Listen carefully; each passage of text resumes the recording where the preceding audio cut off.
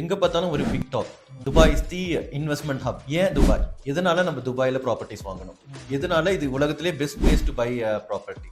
மெயினான ரீசன், அதாவது இப்போ உங்களுக்கு தெரிஞ்சிருக்கும், so there is no tax for income what an individual is getting. அது ஒரு மெயின் அட்வான்டேஜ். அது இல்லாம ரெண்டல் ரிட்டர்ன்ஸ். இப்போ நம்ம ஊர்ல வந்து ஒரு 1 பெட்ரூம் வாங்கி நம்ம ரெண்ட் விடுறோம் அப்படின்னா மேக்ஸிமம் அது ஒரு 15,000, நிறைய அம்யூனிட்டிஸ் எல்லாம் இருந்துச்சு அப்படின்னா 20,000 வரைக்கும் வாங்கலாம். Metropolitan cities like Chennai, Mumbai, Bangalore, Pune, Delhi, Hyderabad இது மாதிரி இடத்துல ஒரு 1 பெட்ரூமோட ரிட்டர்ன்ஸே பாத்தீங்க அப்படின்னா it will come around 2.5 to 3% max. If it is a commercial property, then we can expect up to 3.5 to 4. The returns what we are getting in India. Whereas in Dubai, நீங்க நார்மலான இடங்கள்ல இன்வெஸ்ட் பண்ணாலே cities like Motor City, Port City, Dubai Science Park, DLRs area, Residency Complex இந்த மாதிரி இடத்துல invest பண்ணாலே rental potential is from 9 to 12%. இந்தியால 2.5 to 3 அப்படிங்கிறது இங்க into 3 times. So starting from 9 to 12 returns கிடைக்குது ரெண்டல்ல மட்டும். அந்த அமௌண்ட் மொத்தத்துக்கும் உங்களுக்கு டாக்ஸ் கிடையாது.